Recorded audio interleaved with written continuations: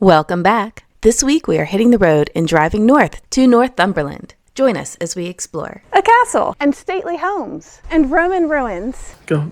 And more ruins. And even a tidal island. Welcome to The Right Life. We're Catherine and Edward, a married couple based in London with a passion for travel and experiencing the world together. On our channel, we share our adventures from uncovering hidden gems to learning about new cultures and discovering amazing historical sites. Join us as we explore the world.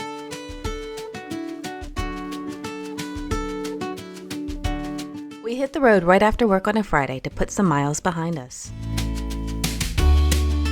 Right, we've just stopped off at Broadsworth Hall, which is the family seat of the Thullerson family. This house was built in 1861, I believe. It's remained largely untouched since 1989, when the last member of the family died and bequeathed it to English Heritage. And we're using our English Heritage membership to take advantage and look at the house and gardens today.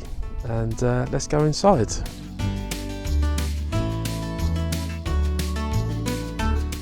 Oh wow. Did you see the armadillo? No. That's clever. We've only ever seen them dead. Billiard room, yeah. This is my idea of a man cave. We've got all the pictures of horses on the wall. Great big snooker table in the middle. Upstairs, we found a series of rooms that seemed to be filled with things the family didn't know what to do with. Your favorite room? Yes. The kitchen is a fascinating example of a grand 19th century domestic workspace. The family couldn't afford to renovate, so they simply shut the doors and installed a more modern kitchen in a different room, making a time capsule. The kitchen was briefly used by the army during World War II, and then again the doors were shut. Even the original pots and pans were still being stored in their original spots. So here we have the butler's pantry, all ready to go for a picnic. And the obligatory case of Bollinger up there. Job done. Oh, Catherine, I like the greyhounds. She's bringing up the rear. That tree is amazing. I wonder how old it is. It's beautiful, isn't it? Look at you getting all English now. 17 degrees Celsius and you're saying you're too hot. You changed. Do you still love me? Yeah. Got to admire your topiary.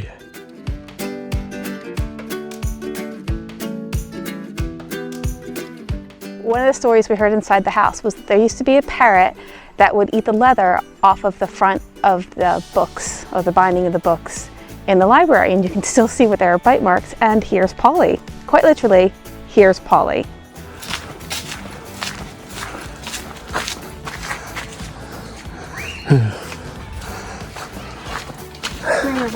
Something tells me we've made an egregious error here. Wow. I can't think this was an error. I think we need to go that way. Yeah? Yeah. Catherine and Edward were never heard from again as they tried to find their way out of the garden.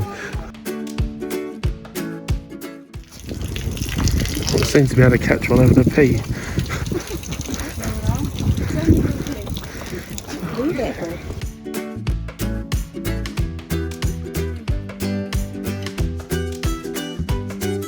Albergo Roman site is the remains of the Roman town of Istrium Brigantium, an administrative center for the region. When we scanned our English heritage cards, we were told that there is nothing to see but lots to imagine. Well, isn't this lovely? This green hill behind me were the town walls of the Roman city, but you might have to use your imagination to see it. This field would have been the center of Roman Albergo. It's easy to picture people bustling about, picking up their food for the day, running about their errands, and getting ready to put down the pesky locals. I find it amazing that there's a field like this with a sign telling us this was where it all happened. Long, and you map it out at different points, and it bounces a signal in the ground, and when it hits something hard, it stops the signal and it creates a picture. So that's what they can see in the black on this diagram. It shows where all the walls are. So Here is the first of the mosaics, and it's pretty interesting because it's in situ. I find it pretty fascinating that it's flat, because often you see mosaics in situ, like when you do actually see them. They're not flat anymore. This is very interesting. And here we've got mosaic number 2. There's also a small museum with objects found around the town.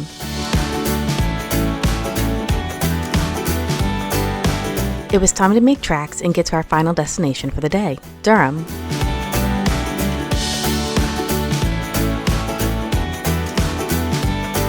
After a dinner of the best Mexican food I've ever found in England, we felt compelled to stop by the Tin of Sardines Gin Bar, the smallest bar in Durham.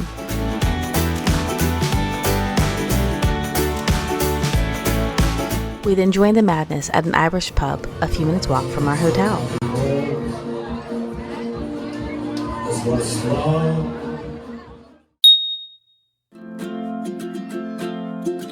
We woke up the next morning to a much calmer city and headed out to explore.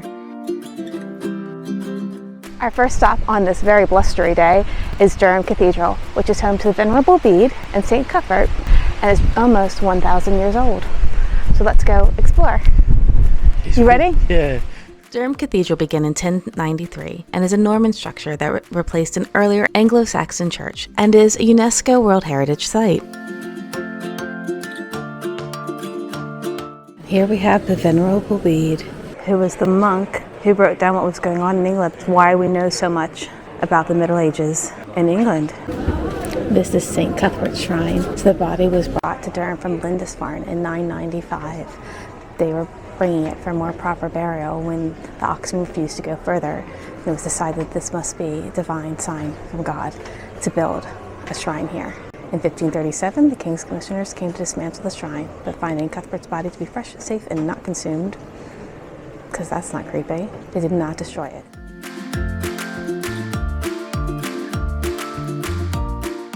Happy? Super happy. It's cool, isn't it?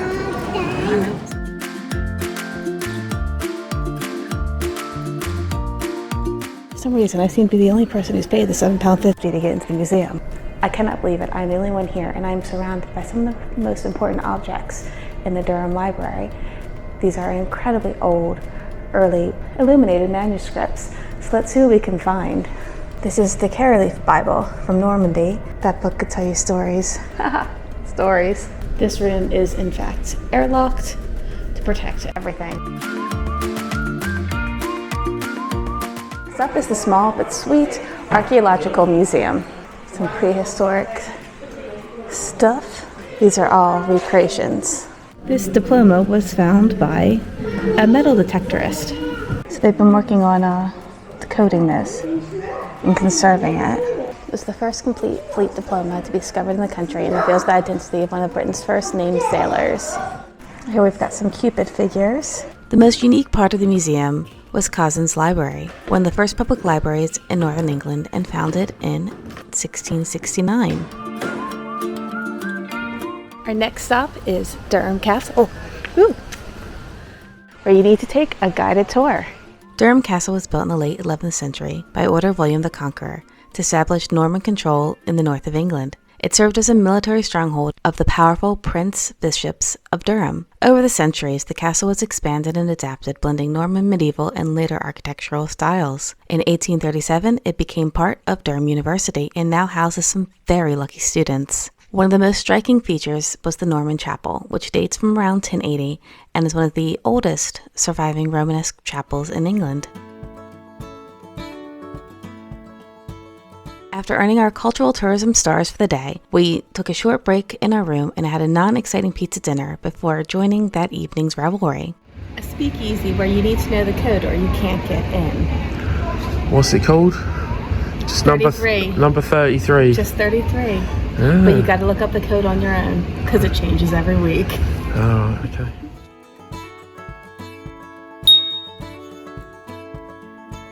We spent our last morning in Durham eating in a lovely riverside restaurant before once more hitting the road. After driving over the familiar bridges of Newcastle, our first stop was Seton Duval Hall. After leaving Durham, our first stop is Seton Hall, which unfortunately due to a fire there's not a whole lot left, but we're going to learn all about the Duval family. One thing I found out that was interesting about the statue behind me of David and Goliath was it was in fact stolen, and it only came back to them in bits and pieces. So they glued it back together and put it back. Hello. This Baroque country house was designed for Admiral George Duval and was completed in the 1720s. It's known for its dramatic and larger-than-life designs. This small but perfect stately home was unfortunately destroyed by a fire. Gotta love a turret room. And it looks like Edward's already found the turret room. And what have you learned about this room? That awful tasting wallpaper. The obligatory creepy English children. Mummy, I want to play. One of their tricks was to swap all of your furniture to the ceiling while you were asleep. Edward, your world seems to have turned upside down. Yes, how is my tea staying in the cup? What happens if the chaise longue drops on my head? I mean, look at this. There's your tea. I don't think that I could climb into this bed if I wanted to. There are no steps. And I have very Marie Antoinette. I don't think I could walk with this. In England, it is possible to pay your tax by gifting a family heirloom that'd be worthwhile for the country. And so this room is full of things that were accepted in lieu of taxes.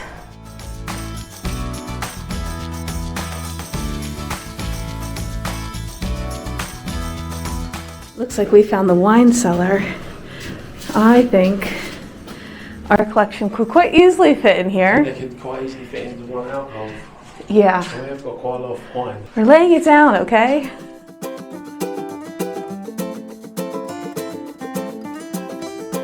Like many of the National Trust properties we visit, you could spend a whole day here exploring the gardens, pathways, and even just having a picnic lunch. But we had other places to be, and we're soon back on the road. Your destination is on the left. Next up is Warwick Castle, which is a medieval fortress, but more than a fortress, was a palace and the seat of the Percy family, who ruled the north for centuries. So come and explore with me, and very luckily, we have a free audio guide to help us learn more. As you said, Pam, this would have been a busy place. There would have been lots of people and life and comings and goings. The gate behind me is the one that led straight to the town. It's where all the tradesmen and townspeople would come and go from the castle, and they would not use the main gate. And when this was closed permanently, within recent memory, because the car park was put in, it really cut off the village from the castle.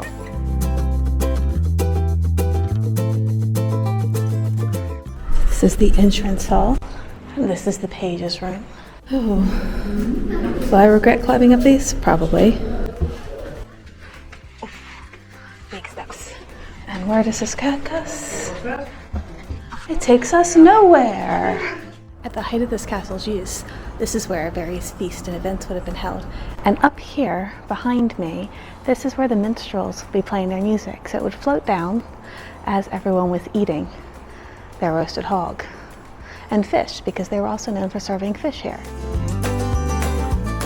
This is the family's chapel. You can see the windows behind me, the tracery is still intact and really lovely to look at with the scroll work.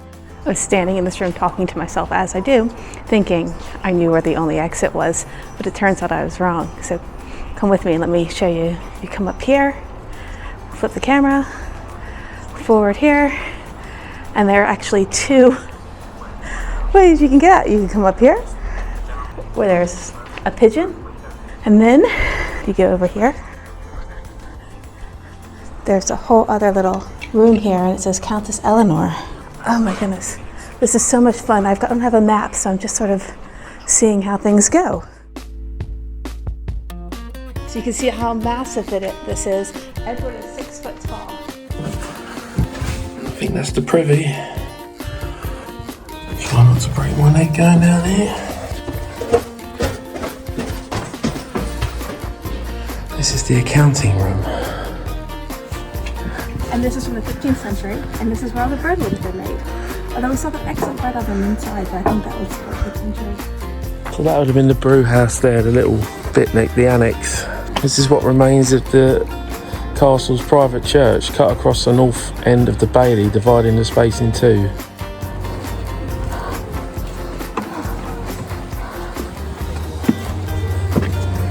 There's the crypt under there, isn't it?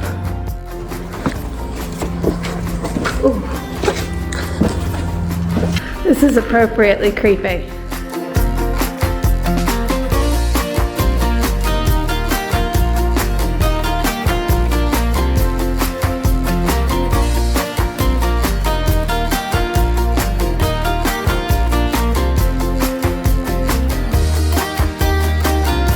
Final destination for the night was the adorably named town of Seahouses. Rugged, majestic beauty. I mean, this is a great hike. I love hiking. In your sandals. And sandals. We haven't just come to Seahouses because of the cute name, but to take a boat trip out to the Inner Farne Islands.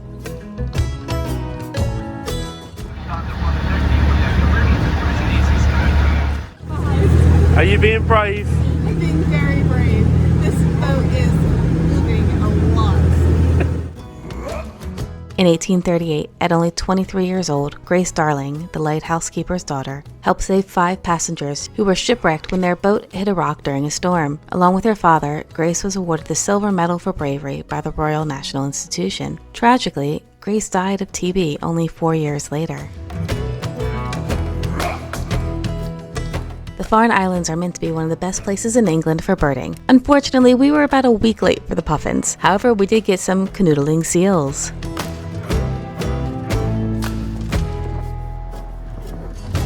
After a very bumpy hour, we disembarked on one of the islands and had some time to explore. The small chapel had a windswept yet comforting aura to it.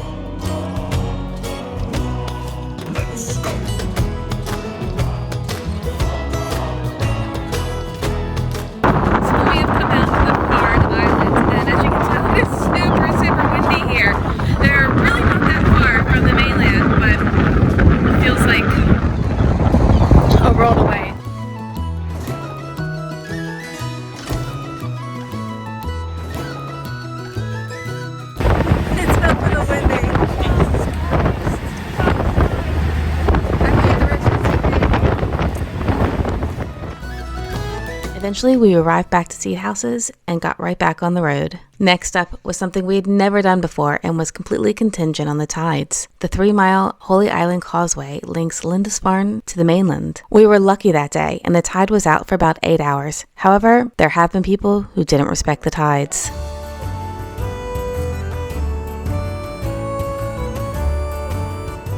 Turn left. And then you will spend 20 minutes looking for parking. Basically. You have arrived. Is Fine dining on the park bench. is that fish doing it for you? It's a lovely bit of fish by the looks of it. Whether it tastes any good or not. There was a small museum near the entrance to the Priory ruins. In 793, the Vikings had their first ever raid on England here, and they absolutely decimated the monastery. And this stone is particularly interesting because it is a Judgment Day stone, and it shows 2 figures on the side, bowed and praying before a cross. With all of the Viking raids and daily dangers, people thought the end of the world was nigh. This priory was a center for Celtic Christianity and missionary work across northern England and Scotland. Beginning in the 7th century, it became particularly well known due to the Lindisfarne Gospels, which is an illuminated manuscript that was made here. So this cathedral stands on top of what was a Saxon cathedral. And this is a medieval cathedral built around the same time as Durham Cathedral. You can see the chevron on the one remaining arched vault.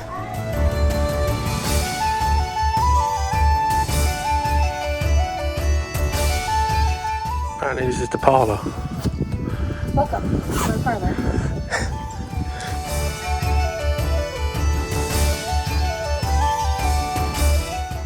The original Anglo-Saxon church here was then expanded by the Normans.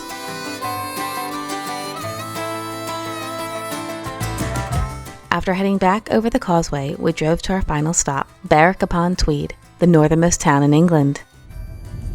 Turn right onto Quay Walls, then turn right to stay on Quay Walls.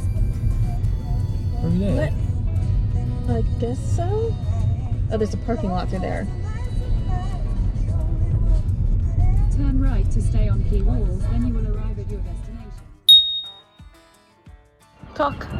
This is the old bridge, built by James I of England, James VI of Scotland, and this used to be the border between England and Scotland, so he built a bridge to unite the two countries, and they're repairing it.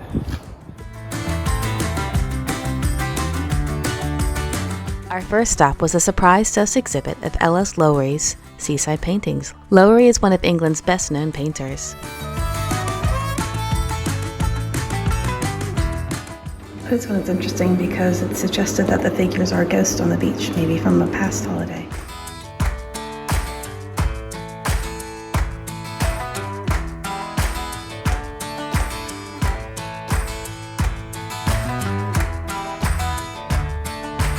We then hit the road to dip our toes into Scotland. Unfortunately, there was a very long line for pictures at the border.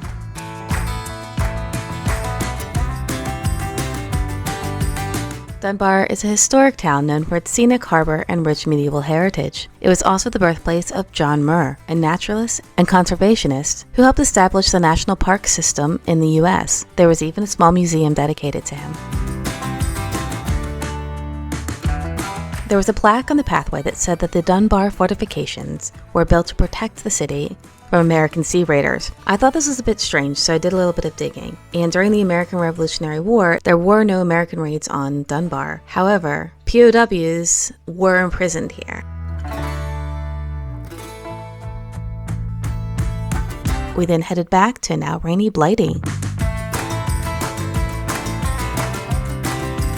This is Durham Castle, which I know absolutely nothing about. That's not entirely true. I do know that J.M.W. Turner painted the castle many times over 50 years. The most famous version can be found in the Tate Britain in London and shows his fascination with shadow and light. Historically, the castle was built in 1121 and was a strategic border fortress frequently contested during Anglo-Scottish conflicts. It fell into ruin in the 17th century when it lost strategic importance. There were more castles to see, and we were soon back on the road. One of those you've got to use your imagination behind again, isn't it? I think so.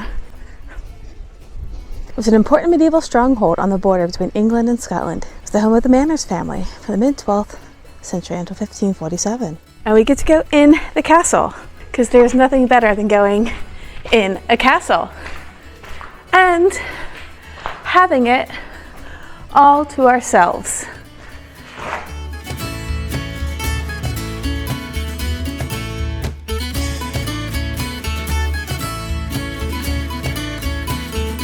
The day had grown long and we were castled out, so we headed back to Berwick for a mussels dinner at Foxton's. After much too short of a stay, it was time to pack up and head out.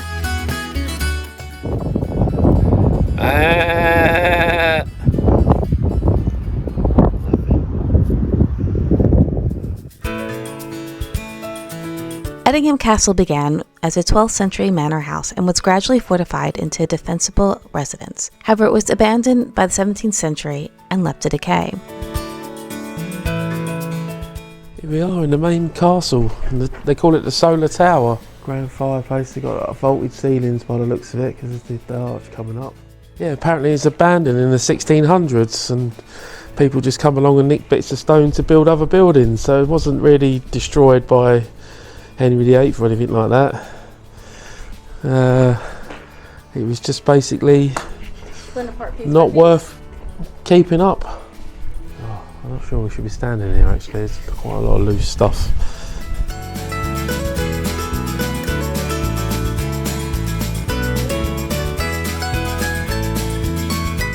One of the best things about driving around England versus only taking a bus or a train city to city is that you can drive by these random ruins that are free. come have a wander around or a picnic, maybe if it wasn't quite so windy, and learn about history, or just have a couple of minutes outside of the car and just flip and love it.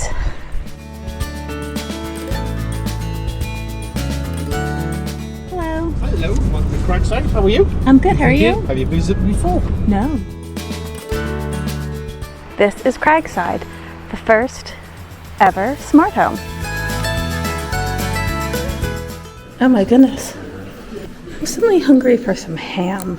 So they have a dumbwaiter here, which would have pulled goods up to the kitchen from the pantry. If I could have anything in my house, it would be a dumbwaiter and a laundry chute.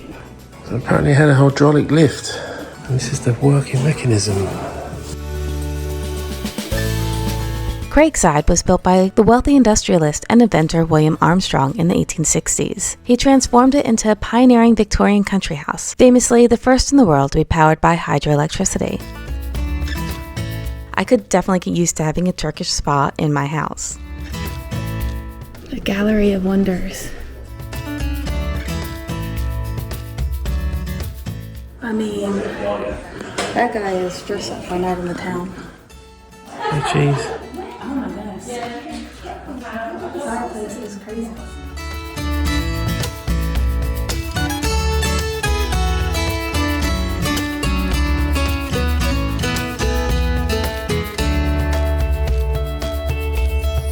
I haven't seen very many stately homes that you actually drive through. Try not to hit anyone though. It's like The Walking Dead round here, isn't it? I'll have to cut that out. Where did the zombie apocalypse start? Oh, this place bulletproof. After driving through the underwhelming nature route, we headed to Wallington. Wallington was originally built in the late 17th century by Sir William Blackett, a wealthy merchant and politician. It was later significantly remodeled in the 18th century by his nephew Sir Walter Cleverly Blackett, who transformed it into the elegant Palladian mansion we see today. Oh, you're allowed to touch the books in here. You're allowed to sit down and have a read if you want.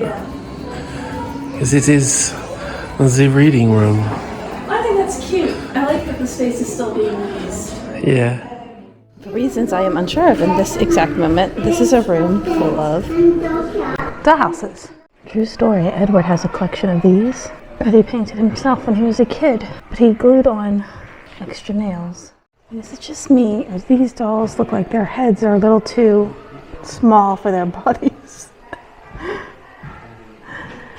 Oh, this would have been fun to play with. Kitchen.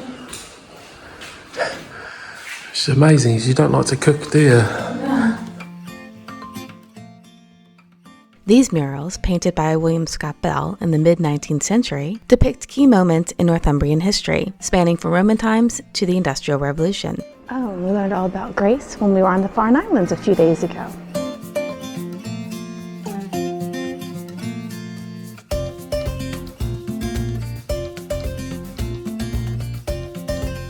We were so close to the homestead's Roman fort that we felt it would be rude not to have one more stop. This fort was built around 124 AD and runs along Hadrian's Wall, or maybe Hadrian's Wall runs along the fort. Be careful. Anything for the shot. Even though it's so windy, I can't control my hair. Walking through the ruins is still my very favorite thing.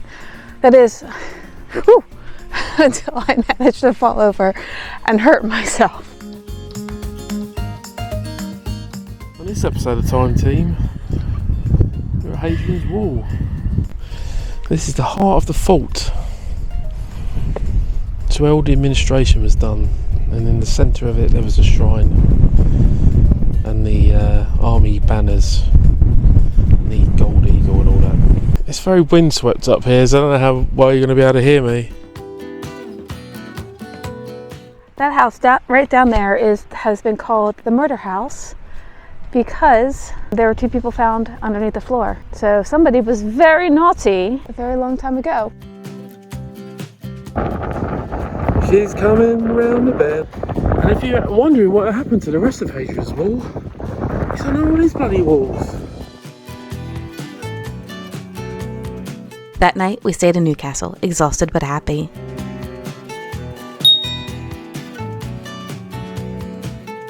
After a short 1.5 hour drive, we arrived in York. It's certainly a cozy double, but it's nice. Nicely decorated. It's alright. Flat screen TV, double bed, serviceable Kermit, some binoculars in case you want to perv on the neighbours. They're in there as well.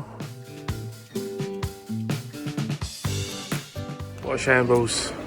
Absolute shambles. We were a bit worn out from the mad dash of the last week and took it easy until we got to Rustique, one of our favorite restaurants. Edward had the frog legs with pants. The next morning we were still tired and decided to drive the 4 hours home in a direct shot. It had been a great week, but a tiring one. We hope that you enjoyed exploring Northumberland with us. It's definitely one of our favorite areas of England. Please don't forget to like, subscribe, and leave us a comment below. There are more adventures to come. Very demure, very thoughtful. I wish they'd send the gardeners that do this place down to ours for a couple of days.